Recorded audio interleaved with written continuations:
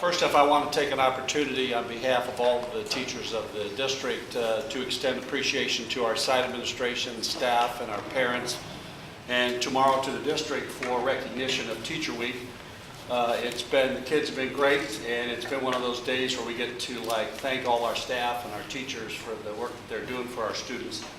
It comes to mind that our district is a challenging place to work. It takes a certain breed of person to work here with all the challenges that we face and the things that we have to go and the issues and the problems that we have. And some of them out of our control, some of them are self-inflicted, but we're working through it.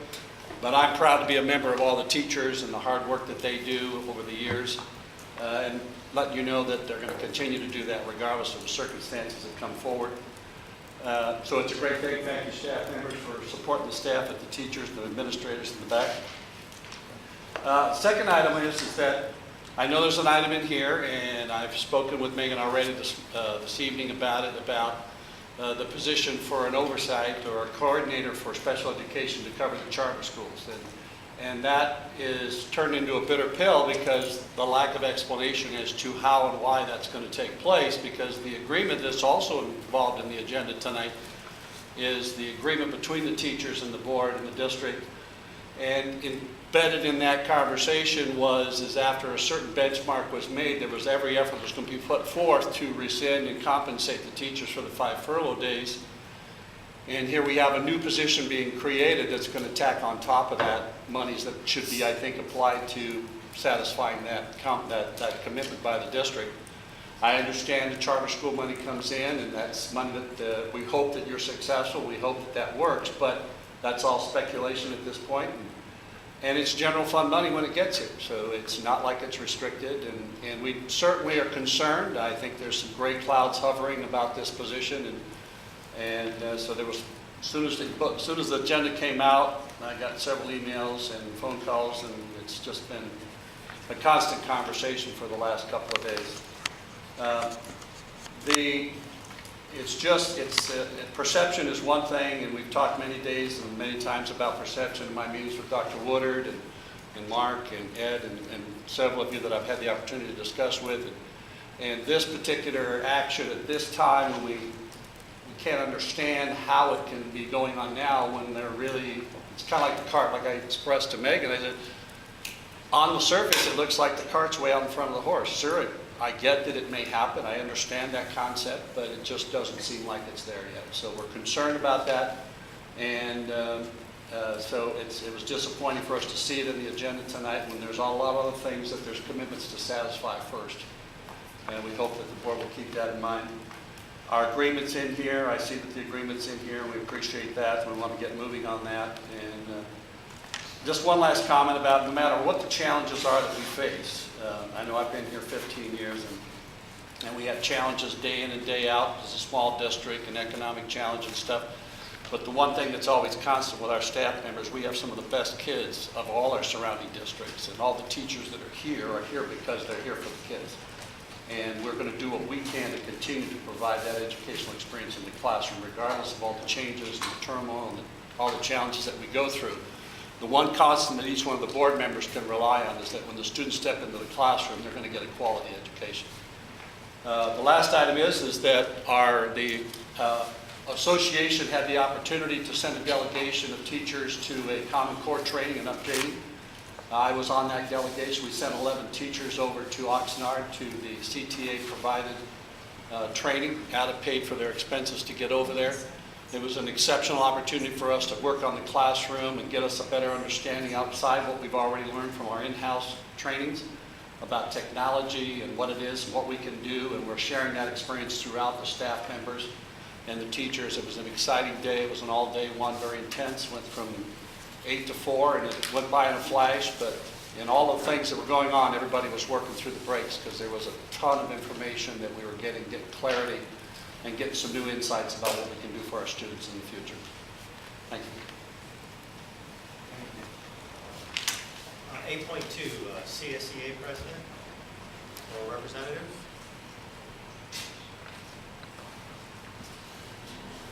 Good evening. I would like to make sure First of all, thank you for recognizing the classified staff also. We certainly appreciate that. I would like to make sure that the board is aware that the classified members have not yet voted on the tentative agreement addressed in 12.4 of tonight's board agenda. Through no fault of our charter, we were unable to schedule voting on the tentative agreement until next Wednesday, May the 14th. We will forward the results of the vote to the district the morning of Thursday, May the 15th. Thank you. For public edification, and maybe I should have addressed this when we reconvened.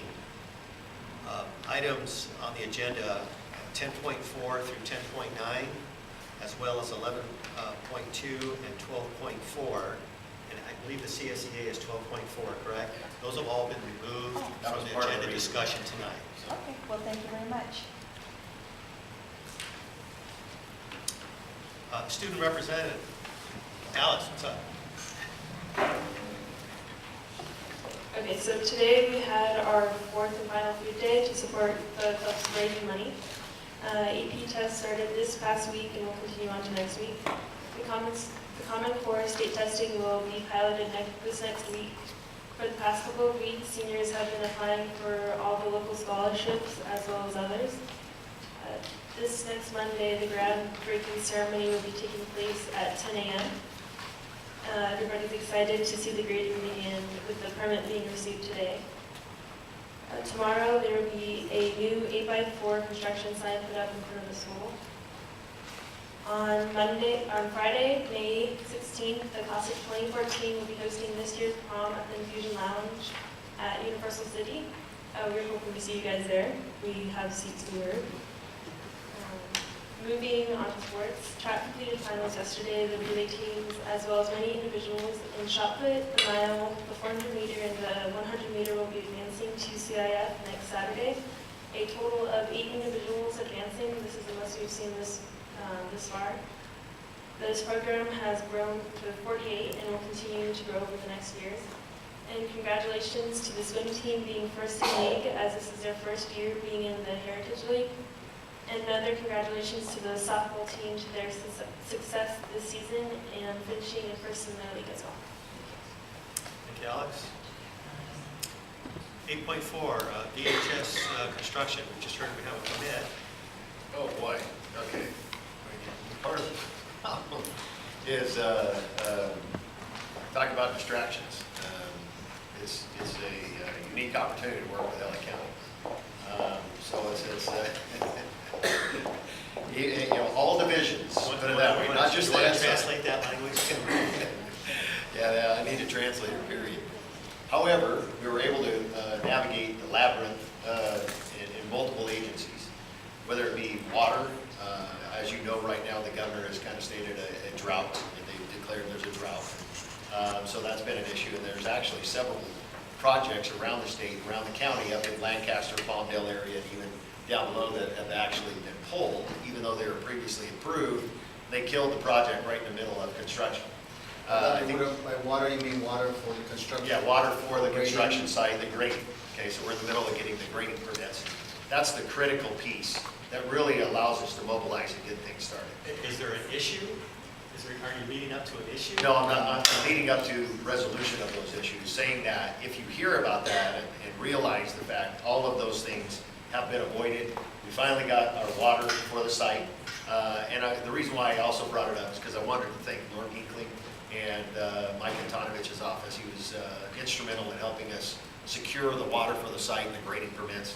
And then secondly, so just because you have water, now we have to get a grading permit. So we finally did, again, after I don't know how many trips and phone calls, et cetera, waiting in the lobby for nobody that's there. But, that's a whole nother point. But again, finally today, we did get the grading permits, and you will see grading happening in the next couple days.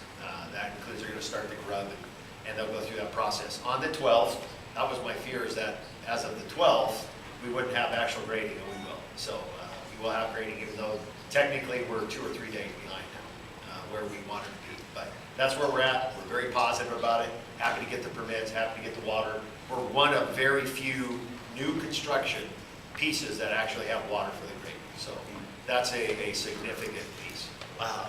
Yeah. Something else that didn't jam us up. It's a positive thing. I'm trying to, balance it with positive. It's all positive. We are moving forward quickly. Dr. Woodard, I really want to commend you for getting that water thing done. Without it, we couldn't do the project. That's Now, correct. what you're talking about, basically, to kind of put it in simpler terms, is that for construction, you need to use a lot of water to kind of moisten the ground as it's being engineered and compacted, also to keep down the dust. That's not the kind of water that you're allowed to use if you're on county water. So you need a special permit for construction to do that. That's been put on hold. There's not anybody getting those right now. There's big That's correct. developments, there's big, big box stores and things like that have been put on hold for that simple reason. So for you being able to get that, and thanks to Norm's assistance, that's a great thing. Otherwise, this project wouldn't be going. Absolutely. Thank you for that. Where are we relative to DSA and the approval on the alternative construction? We've had preliminary approval. They're now going through final. There's minor revisions that they're going through. We've had IOR approved. We've had all DSA approvals except for the minor revisions. So we expect those any day. What they did is we've sent, now it's basically over the counter, little revisions here and there. A lot of it's just notations and things like that. Did we add the tower? Yes, we did. Tower It's to a complete project now, yes. We do have a sign, you'll see it on the 12th, and we'll go through that, and it includes the tower, it's part of the project.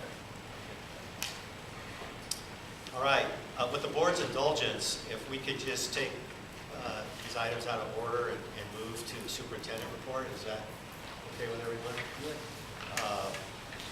Superintendent report?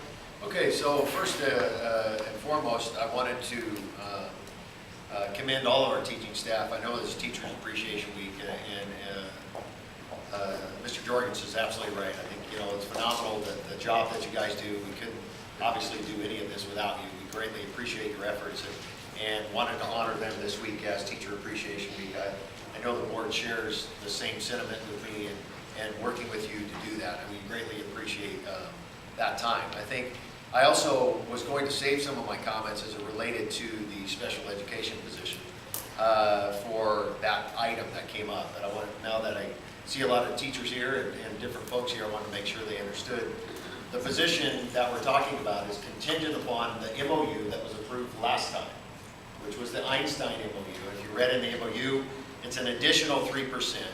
That's on top of the operational MOU. And those are there because, again, it's contingent, meaning if we don't have the MOU, the position doesn't exist. So you see several other special education MOUs that are there. It's because we're serving as that school's LEA, or the local education area. And we have a responsibility, a fiduciary responsibility, to serve as their LEA. As a result of that, we will recapture 3% of their federal categorical dollars for special education, meaning it all comes to us first. And then we're able to recapture those dollars and then put that position in play. The money that we'll get from that far exceeds that position, which then can come back to fund our special education programs, reduce the encroachment, and add other elements to our programs and our kids.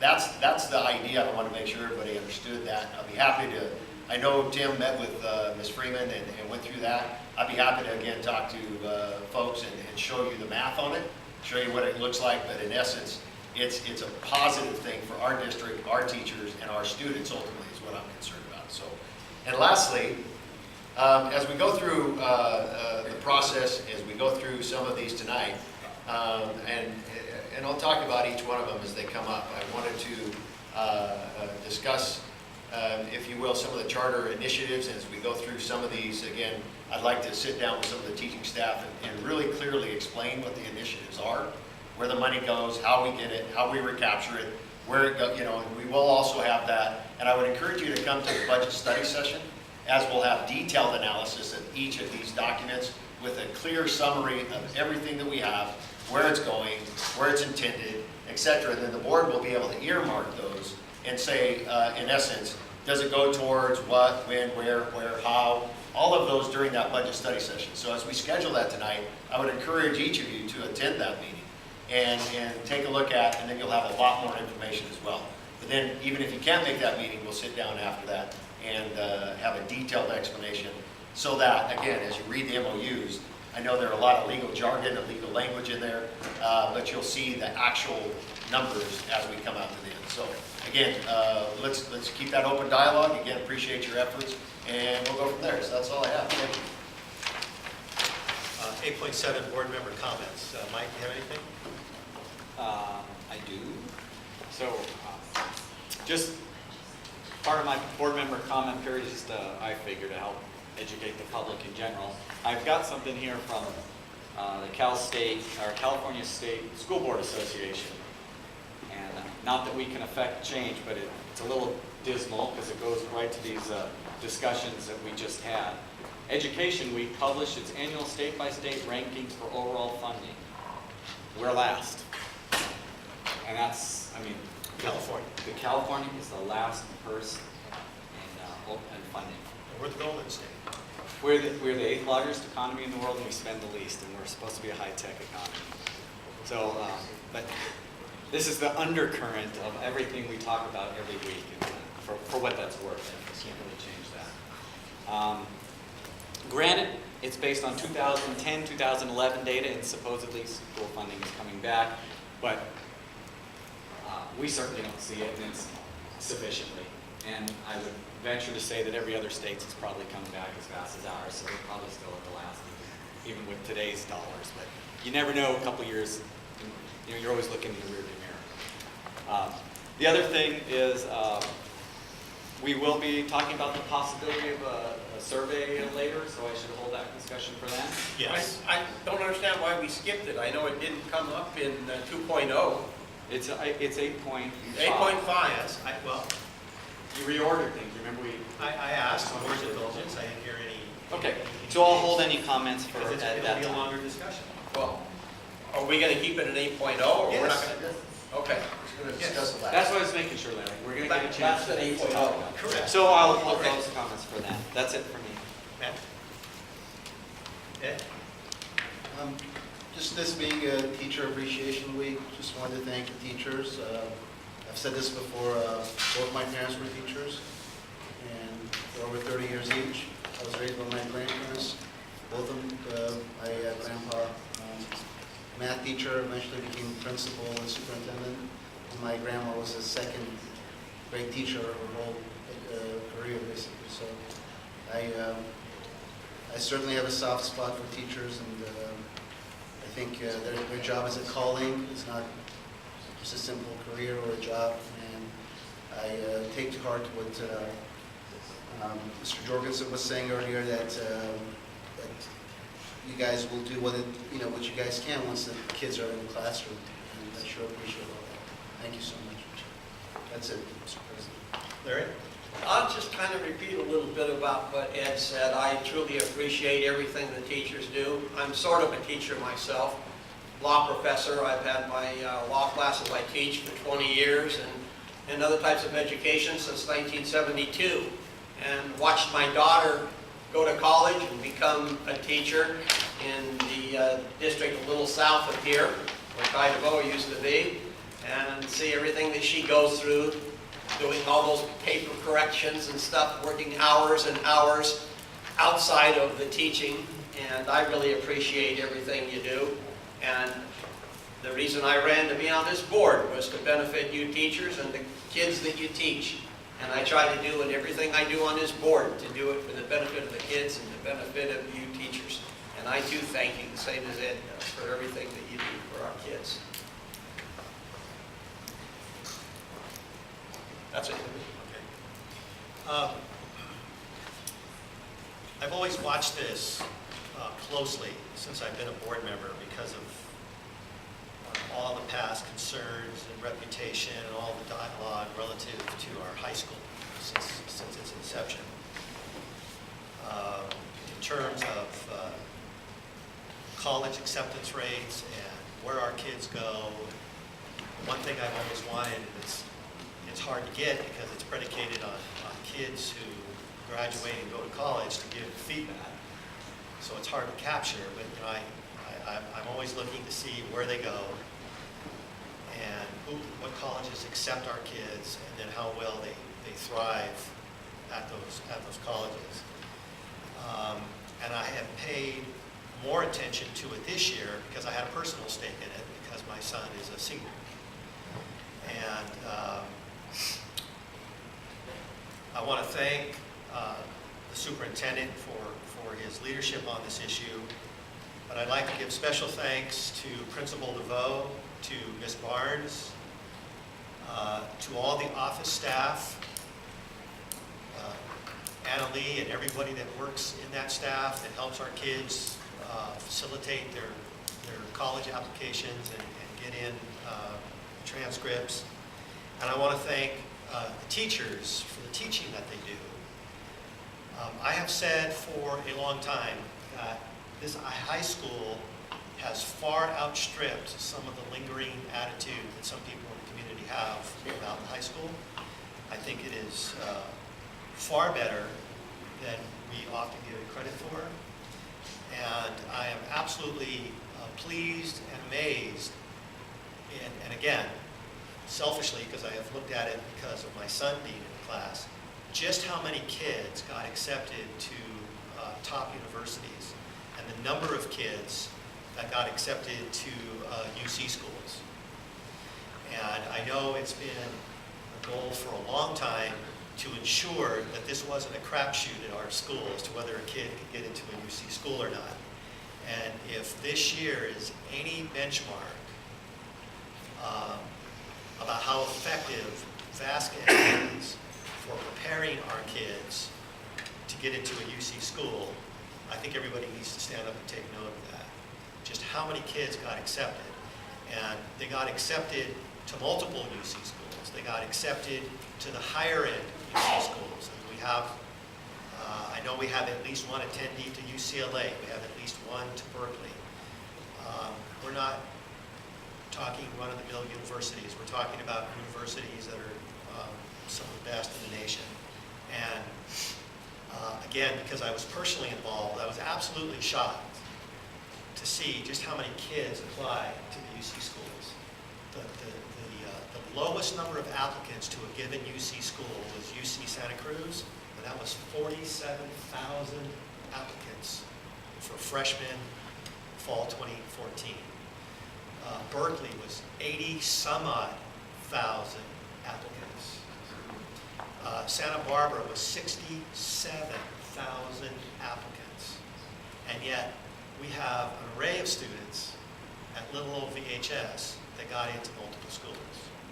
And I think it bears public recognition to that fact. And again, I think it's a testament to the work that our site administration has done, that the staff has done, and to the work that the teachers have done to prepare our kids to get into those schools. And our kids weren't just squeaking in. They were some of the top applicants in these schools. And so I just wanted to take this couple minutes to share, for the community's sake, just how effective our school could be, considering its lack of resources, considering the bungalow stage that it's in, that we've been able to achieve as much as we have. And on a personal note, I want to personally thank, even though I'm doing it publicly, Carrie Owens for her guidance that she has given to so many students. And I probably make a mistake when I single out a given teacher because they're like, well, so I do that too, so I'm probably making a mistake, but I apologize. But I wanted to give a special shout out to her because of the work and the support that she gave Ryan over the years to move him along and to mentor him and write letters of recommendation for him, as did the principal. And so, again, I want to thank everybody for making this school what it is, and I hope the community stands up and recognizes that we can compete, that we can compete. I'll leave it at that. Okay, school calendar survey 8.5. This is a discussion by the board to determine whether or not we're going to conduct a community survey as it relates to any discussion future negotiation over a change in the calendar. And I know it may be difficult to do so, but our discussion as calendar is a discussion over the merit of the survey. If we could try not to get overly indulged in a discussion over the merit of the calendar change. This is a decision about whether we want to seek input from the community or not. So this was an item that was placed on the agenda at the request of the board, and not necessarily by Dr. Woodard, but I'll ask the doctor if he wanted any lead-in or anything to say, or if I should just start querying board members about what we would do here. Maybe you could discuss that if we were to agree to this, the timing of that survey and the purpose for it. I do have a draft prepared in the event that I get consensus direction to move towards a survey. You would receive that tonight by email after the board meeting. With input, within a week, I could have the survey basically on the street in the schools, and then each of the staff at our schools would conduct the survey through the remainder of this year, through the last day of school. At that point, then the data can be crunched over the summer. We'd be able to assemble the data, and then as we get into negotiations, that can be a point of discussion or an item, one of multiple different factors that you may want to use towards the decision of a potential work year alteration. So I do have that prepared, ready to go, but I didn't want to be presumptuous and have it or give it to you. I'd like your input, but it depends on how you guys decide tonight. Who would like to open discussion? I'll open discussion. So I think it's, I'm fine with surveying the community on the calendar. It is a little bit finesse because it's also an object of negotiation. Having said that, I think I would encourage the teachers to ensure that you educate parents on the merits of a calendar change. As a community member and as a parent, I will do the same, because any survey should be based on folks having the appropriate facts and data and pros and cons. Otherwise, I'm not sure you're doing a service. So I'd like to thank you guys for bringing this to the table, and actually Mr. Layton, because in between the last month I've done a lot of independent research, and as a parent and as a person interested in our students doing well, it's become abundantly clear to me that we should make a change. Now, as a board member, I think that there's all kinds of other negotiations, and we do have to hear from the community, but I think at this point, the best thing that folks can do is go out and educate people on the merits, and you know, there's so many of them, and you know, just very quickly, anything that's on a fixed calendar, like all the AP tests we try to prepare our kids for, there's a significant instruction time advantage to a changed calendar. So we work really hard to get people AP test courses. Now we got to work hard to get them enough time to prepare for them. After school, employment, summer employment. If you go look at the Magic Mountain website for when they do their hiring is skewed towards many other calendars where they hire in early spring and they start diminishing their hours in the middle of September or in the middle of August. So that's not only an indicator of what everyone else is doing, it's also an indicator of when jobs are available for kids. So there's lots of good reasons. I think that you guys need to go out there. I know obviously I am, and then we'll go from there. And I've got some data that I'd be glad to share with you guys. Mike, can I ask you about that? I just received that data, this nice sheet that's very well put together. And since it's been given to the board, I believe the public are entitled to it, including the press. And I understand you have extra copies that you could provide. Mr. Chairman, can I ask for we had gotten legal counsel's recommendation on how to conduct this meeting. And it seems to me we are veering off there immediately without delay. So I'd like to ask as a point of order, we need to adjourn to closed session to discuss this. You have the authority to do that if you'd like to adjourn to closed session, or you can rework the conversation well, back what to I- the survey. Okay, It's shocking I'll stop to me. talking. Let's have a survey on that. I have no problem. I don't know that we're violating anything if we hand out the material. It's for the sake of public information and education, so I don't have a problem with that. I think under the Brown Act, we're required to also. Well, so I'm saying, let's go ahead as Someone. the hearing officer here, let's go ahead and give it out. But again, Matt is correct. It's really easy to get into a discussion of the merits of a calendar change and, yes, the pros and cons and what the community thinks. I think we all intuitively understand a split in the community, which is the purpose for the survey. So we're just, this is a strategy discussion. Do we do a survey or don't we? And if we can keep it confined to that, I think we better adhere to the Brown Act based on the way that it's counted. Would you agree with that? I do.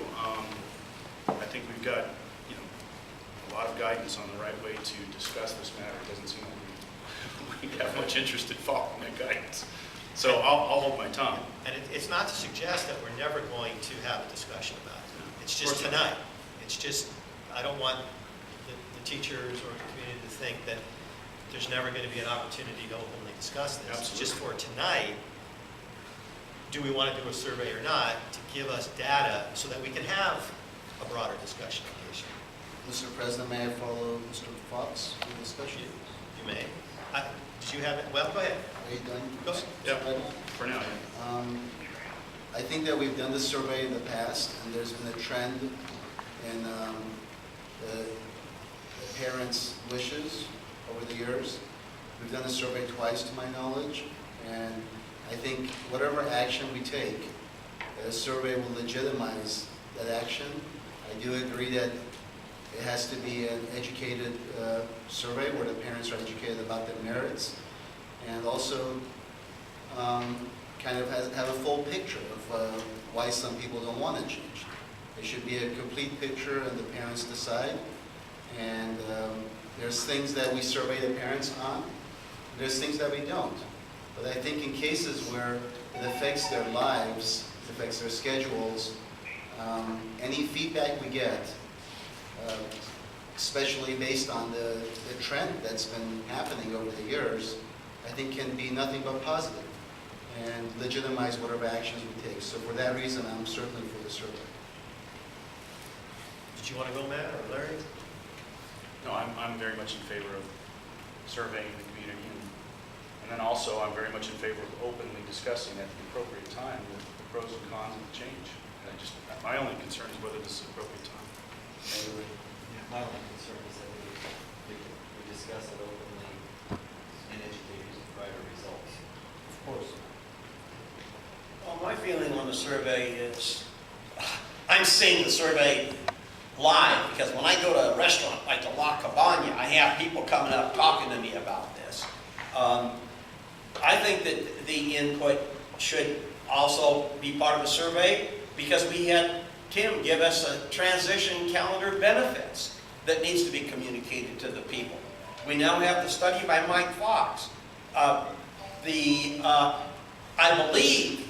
I heard somebody mention, I don't know if it was Mike or Matt, that it's a negotiable item with the teachers. I'm not so sure it is now, because I thought all our negotiations are done. And we haven't started negotiations for another year.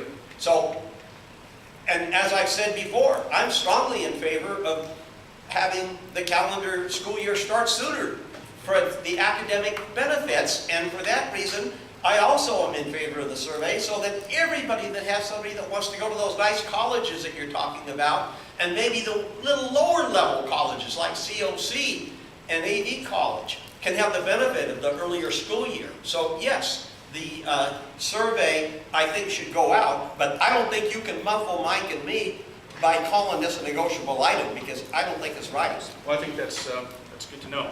At least not Are now. we keeping a transcript of this, by the way? I'd like a word-for-word transcript of this, if possible. Are we ever recording that? Sure. Thank you. And I will also, in reference to this survey, mention that I received, that I didn't respond to a number of emails from people on this board, serial emailing, that I personally did not respond to, and I want it on the record that I did not participate in any discussions of all this in emails. But Mr. Layton, the email you're talking about is the same thing you're asking to go to the, I'm just talking Ask about you to go to serial the, emails, so that, we can bring that up as part of this transcript that you want also, the personal Well, I emailing think that's going a great back and idea. forth among board members. Great idea. Let's do it all. Thanks, Larry. In violation of the Brown Act, incidentally. well, it's the same emails for the pros of the town. I think we have Larry's input. Yeah. We do.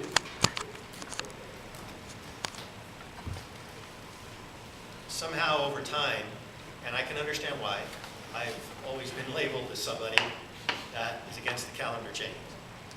And I'm just going to say it again. I really don't care when we start or stop. There are community concerns about the change. There are also tremendous benefits to the change, which we shouldn't be talking about tonight.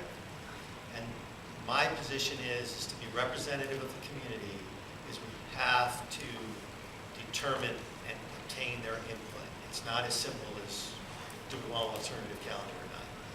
So assuming that we have the appropriate survey instrument, I think it's important for the true owners of this district to weigh in and give the board additional information to discuss when it comes time to discuss.